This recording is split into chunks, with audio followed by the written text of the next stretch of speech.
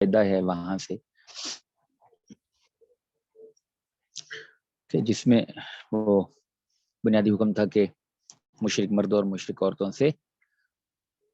نکاح نہ کرو. اولئک یدعون الی النار، وہ جہنم کی طرف بلاتے ہیں. اللہ یدعو الی الجنہ، اللہ جنت کی طرف بلاتا ہے. والمغفرہ، اور مغفرت کی طرف. فائدہ اس آیت میں دو حکم ہیں. ایک یہ کہ کافر مردوں سے مسلمان عورتوں کا نکاح نہ کیا جائے، یہ حکم تو اب بھی باقی ہے. دوسرا حکم یہ کہ مسلمان مرد کا کافر عورت سے نکاح نہ کیا جائے. اس حکم کے دو جز ہیں. ایک جز یہ کہ وہ کافر عورت کتابی یعنی یہودی یا نصرانی نہ ہو بلکہ کوئی اور کفریہ مذہب رکھتی ہو، تو اس جز میں بھی اس آیت کا حکم باقی ہے. چنانچہ ہندو یا آتش پرست آگ کو پوجنے والے یا دہریہ عورت سے مسلمان کا نکاح نہیں ہو سکتا. دوسرا جز یہ کہ وہ کافر عورت کتابیہ ہو یعنی یہودی یا نصرانی ہو. اس خاص جز میں اس آیت کا حکم باقی نہیں، بلکہ سورہ مائدہ کی آیت نمبر 5 میں یہ مضمون ہے کہ کتابی عورتوں سے نکاح جائز ہے. نمبر 2، اگرچہ کتابی عورت سے نکاح ہے لیکن بہت مجبوری حالت میں اختیار کرنا چاہیے، اور وہ بھی اس وقت جب اپنے اور اپنے ہونے والے بچوں کے دین پر پورا اطمینان ہو. اس کی وجہ یہ ہے کہ حدیث میں دیندار عورت سے نکاح کرنے کا حکم ہے، تو کافر عورت سے نکاح کرنا تو اسی درجہ میں ناپسند ہوگا. دوسرے انفرادی اور اجتماعی سطح پر مردوں کے ایمان اور دین کی کمزوری کی وجہ سے اکثر عورت کا بچوں پر غلبہ ہو جاتا ہے اور وہ ان کو کافر بنا لیتی ہے. اس کے علاوہ بھی بہت سے مفاسد ہیں جو اہل تجربہ پر مخفی نہیں.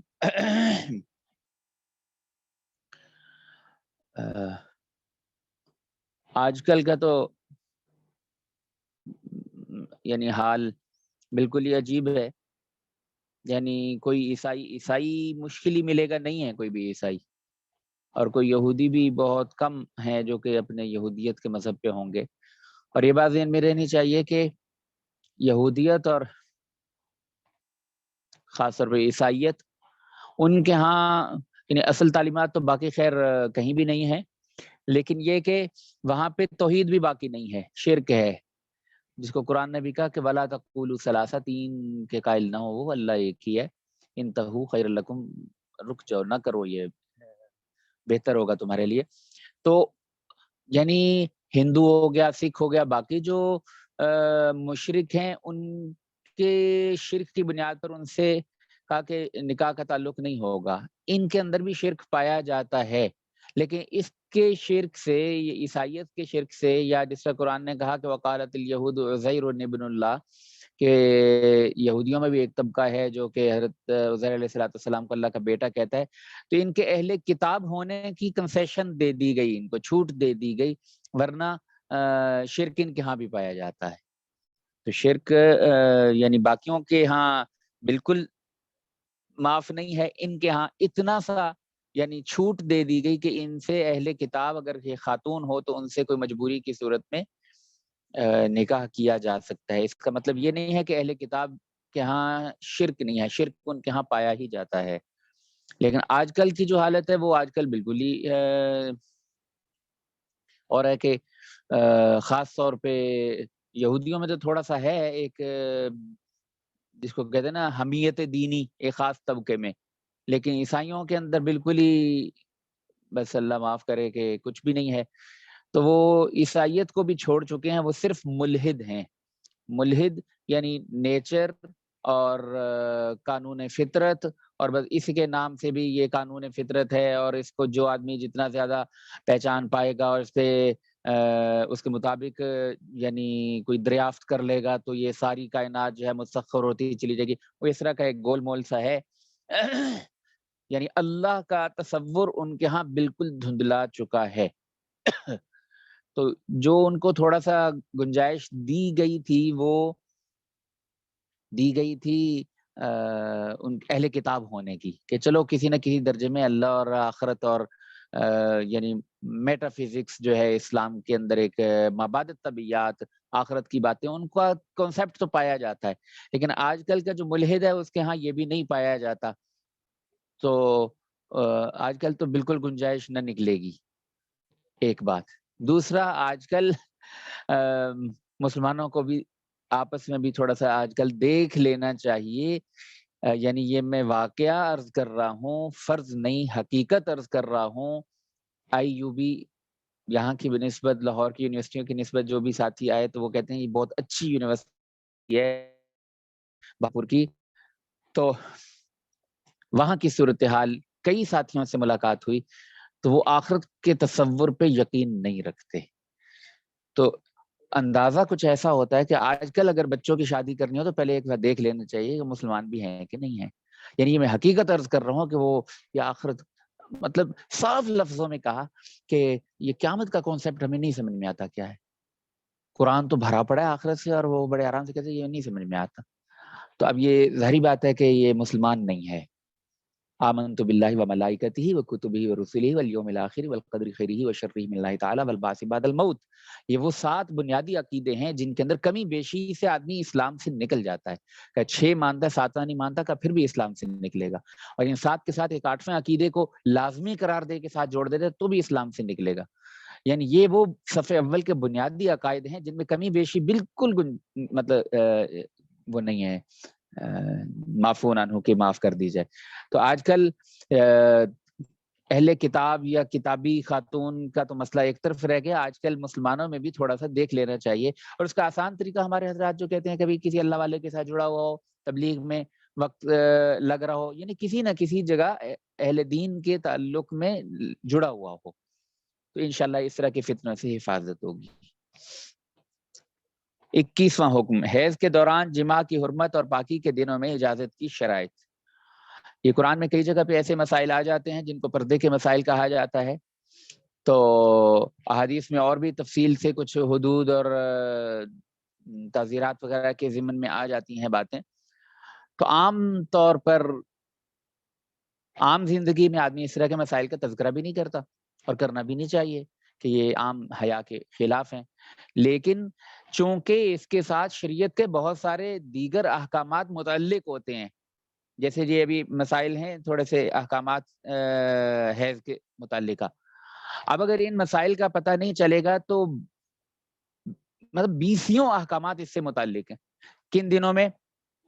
نماز پڑھنی ہوگی، کن دنوں میں نماز نہیں پڑھنی ہوگی، وغیرہ وغیرہ، اور حتیٰ کہ حلال اور حرام تک کے مسائل یہاں پہ متعلق ساتھ ہو جاتے ہیں۔ جب کسی خاتون کو اللہ بچائے ایسے حالات سے کہ کہیں بیوہ ہو گئی یا طلاق ہو گئی تو اس صورت میں پھر عدت گزارنی ہے۔ عدت کا تعلق شریعت نے جو ہے وہ حیض کے ساتھ جوڑ دیا ہے۔ اب یہ جی ہے تو پردے کی بات اور پردے کے مسائل، لیکن جی اب ان کا تذکرہ اگر نہ کیا جائے تو وہ پھر ایک دورانیہ ایسا آتا ہے جس میں ڈاؤٹ ہو جاتا ہے، شک ہو جاتا ہے کہ یہ عدت کے دوران ابھی عورت ہے یا عدت ختم ہو گئی ہے۔ اب وہ اگر مسئلہ معلوم نہ کریں گے تو آدمی کہے گا شاید عدت پوری ہو گئی، اور وہ دوسری جگہ نکاح اگر کر لیا تو بالکل عدت کے دوران نکاح کرنا بالکل حرام ہے، اور اگر جائز سمجھ کے کرے گا تو کفر تک جائے گا۔ تو اس لیے بہت سارے مسائل ایسے ہوتے ہیں جو متعلق ہوتے ہیں ان پردے والے مسائل سے، تو لہٰذا پھر شریعت ان کو بیان کر دیتی ہے۔ خواجہ فرید الدین عطار رحمۃ اللہ علیہ کی ایک کتاب ہے، ہمیں بالکل ابتدا میں فارسی والے سال میں رائمنڈ کی شاخوں میں رائمنڈ میں پڑھا دی جاتی ہے، نام حق، اس میں ایک اصول کے طور پر بات لکھی ہے کہ در طلب کردن حقیقت کار از خدا شرم دار و شرم مدار، کہ کسی بھی شرعی مسئلے کی حقیقت معلوم کرنے کے لیے، یعنی شرعی مسئلہ معلوم کرنے کے لیے از خدا شرمدار، اللہ سے شرم رکھو، و شرم مدار، باقی مخلوق سے شرم ایک طرف رکھ دو۔ اس لیے یہ بھی ایسے ہی مسائل ہیں تو پردے کے تھوڑے سے حیا والے، لیکن ان کا معلوم ہونا ضروری ہے، اور جب قرآن میں بیان کر دیا ہے کیا سکتا ہے اس قدر معلوم ہونا تو تقریباً ہر ایک کو اپنی زندگی میں ضرورت پڑتی ہے، تو پتہ ہونا ہی چاہیے۔ وَيَسْأَلُونَكَ عَنِ الْمَحِيضِ قُلْ هُوَ أَذًى فَاعْتَزِلُوا النِّسَاءَ فِي الْمَحِيضِ وَلَا تَقْرَبُوهُنَّ حَتَّى يَطْهُرْنَ فَإِذَا تَطَهَّرْنَ فَأْتُوهُنَّ مِنْ حَيْثُ أَمَرَكُمُ اللَّهُ إِنَّ اللَّهَ يُحِبُّ التَّوَّابِينَ وَيُحِبُّ الْمُتَطَهِّرِينَ نِسَاؤُكُمْ حَرْثٌ لَكُمْ فَأْتُوا حَرْثَكُمْ أَنَّىٰ شِئْتُمْ وَقَدِّمُوا لِأَنفُسِكُمْ واتقوا اللہ واعلموا انکم ملاقوہ فبشر المؤمنین۔ ویسألونک عن المحیض، پوچھتے ہیں تجھ سے حیض کے حکم کے بارے میں۔ قل، کہہ دے، ہوا اذن فاعتزلوا النساء، وہ گندگی کی چیز ہے، فاعتزلوا النساء فی المحیض، سو تم الگ رہو عورتوں سے حیض کے وقت میں، ولا تقربوہن حتی یطہرن، اور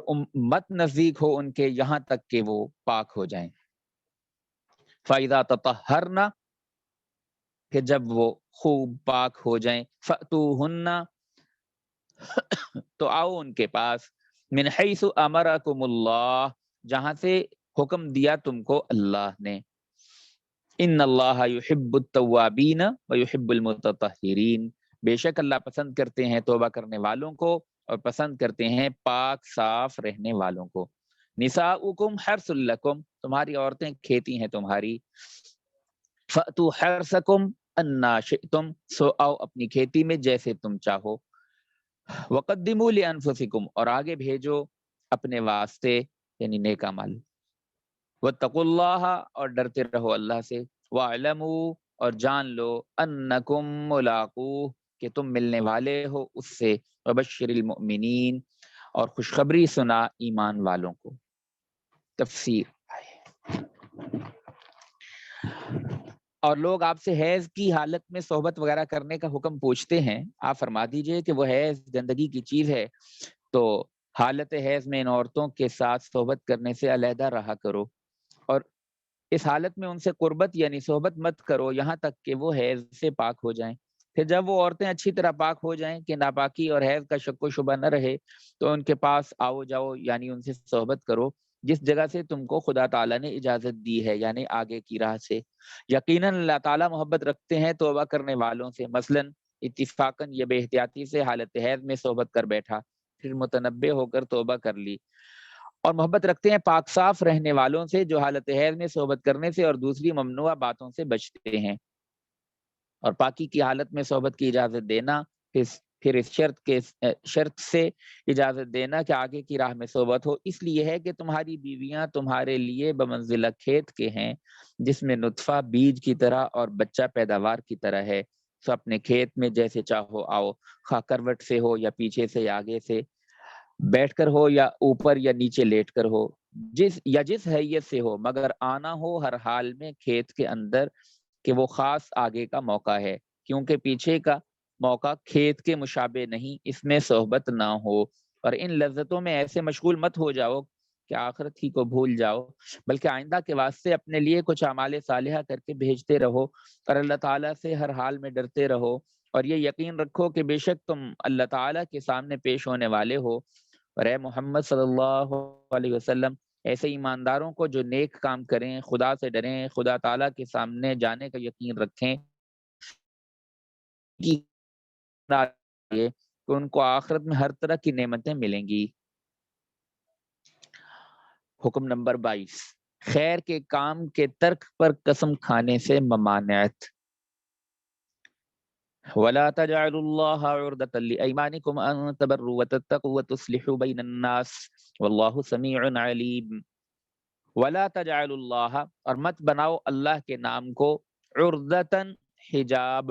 لِأَيْمَانِكُمْ اپنی قسموں کے ذریعے، ان تبروا وتتقوا وتصلحوا بین الناس، اس کا کہ تم نیکی کرو اور پرہیزگاری کرو اور اصلاح کرو لوگوں کے درمیان، واللہ سمیع علیم، اور اللہ خوب سننے والا جاننے والا ہے۔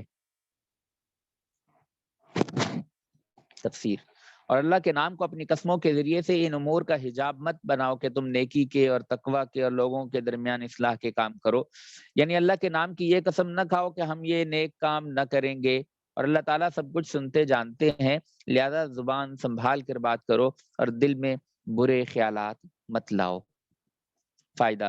جس بات سے آدمی قسم کھا لیتا ہے اس سے رک جاتا ہے، تو اگر خیر کے کاموں سے اللہ کی قسم کھائی اور ان خیر کے کاموں سے رک گیا تو گویا قسم کھا کر اللہ کے نام کو ان کاموں کا حجاب بنا دیا، حالانکہ اللہ کے نام سے تو نیک کام زیادہ کرنے چاہیے، اس نے الٹا معاملہ کیا، اس لیے ایسی بات پر قسم کھانا اور زیادہ برا ہے، ورنہ تو نیک کام کو بغیر قسم کے بھی ترک کرنا برا ہے۔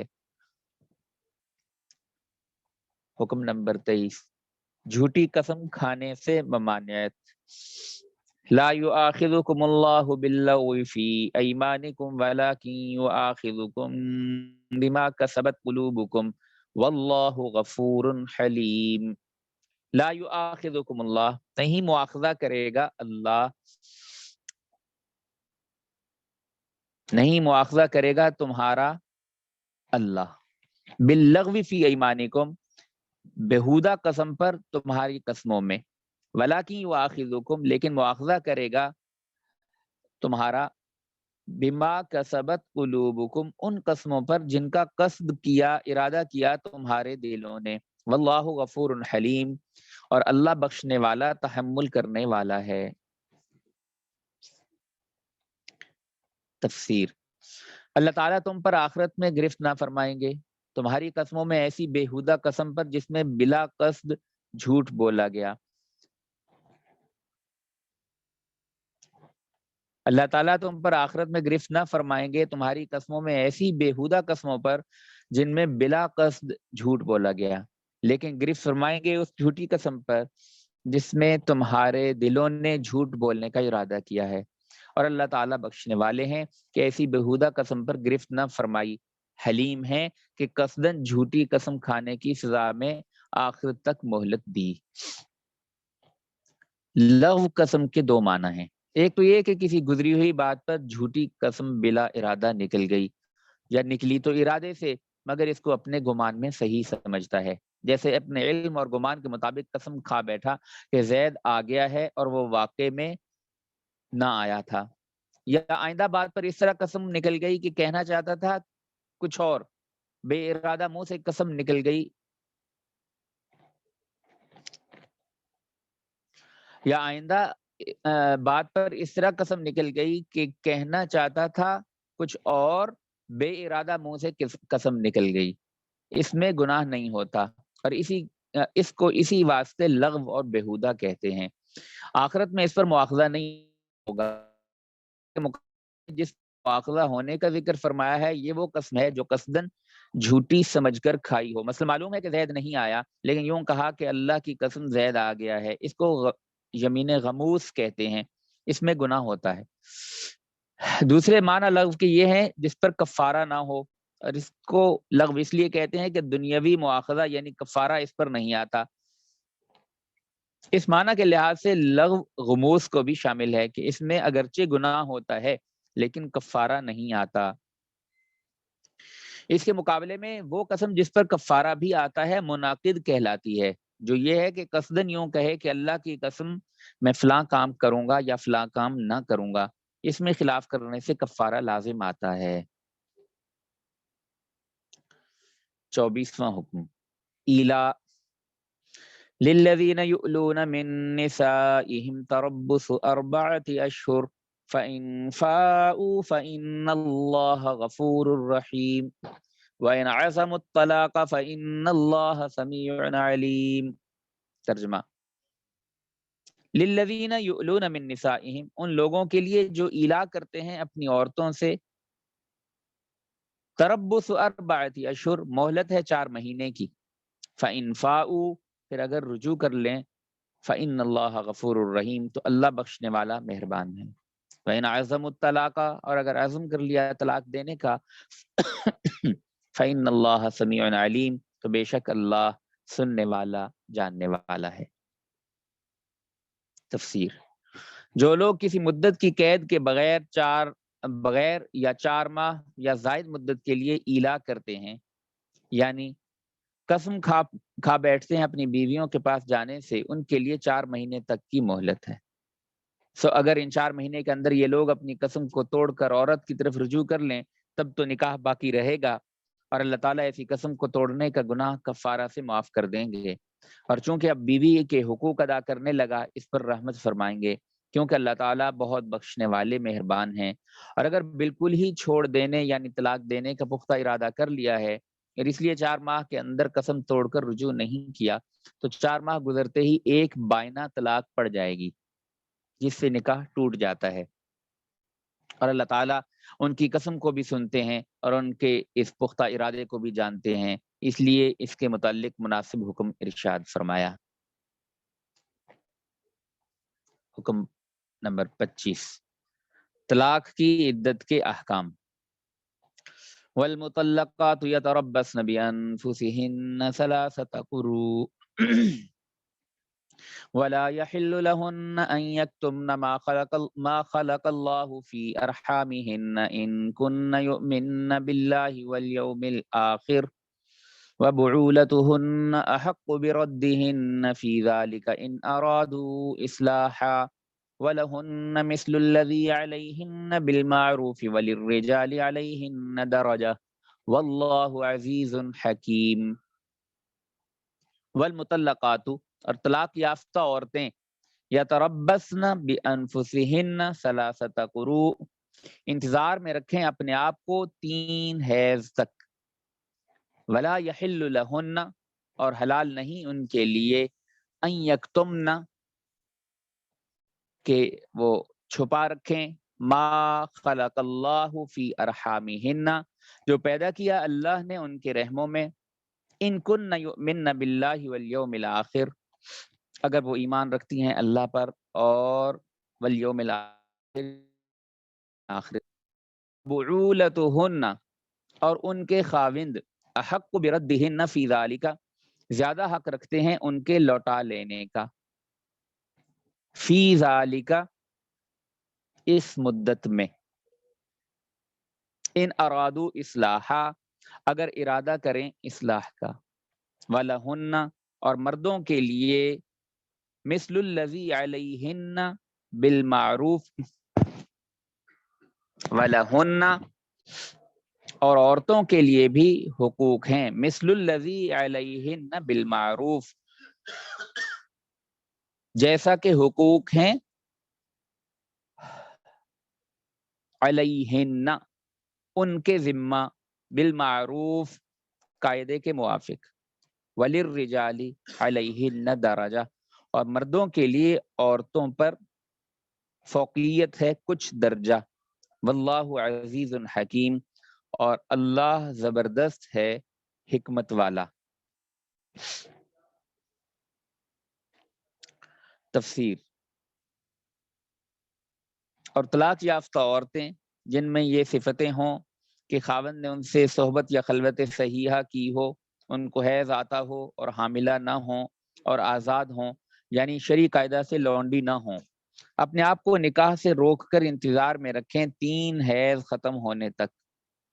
اور اس کو عدت کہتے ہیں۔ اور ان عورتوں کو یہ بات حلال نہیں کہ خدا تعالیٰ نے جو کچھ ان کے رحم یعنی بچہ دانی میں پیدا کیا ہو، خواہ حمل ہو یا حیض، اس کو پوشیدہ کریں، کیونکہ اس کے پوشیدہ کرنے سے عدت کا حساب غلط ہو جائے گا۔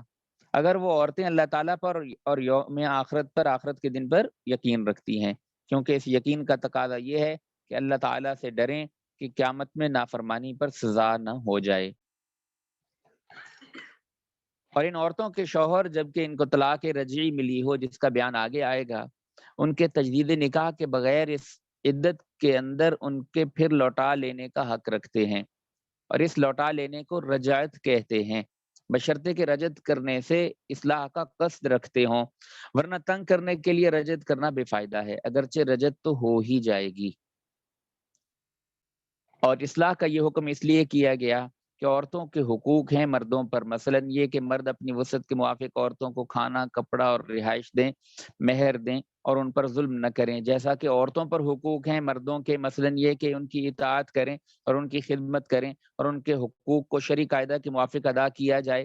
اور اتنی بات ضرور ہے کہ مردوں کا ان کے مقابلے میں کچھ درجہ بڑھا ہوا ہے، اس لیے ان کے حقوق کی نوعیت عورتوں کے حقوق کی نوعیت سے بڑھی ہوئی ہے، اور اللہ تعالیٰ زبردست حاکم ہیں، جو احکام چاہیں مقرر کرنے کا حق رکھتے ہیں، اور حکیم بھی ہیں کہ نہایت مصلحت کے ساتھ احکام مقرر فرماتے ہیں۔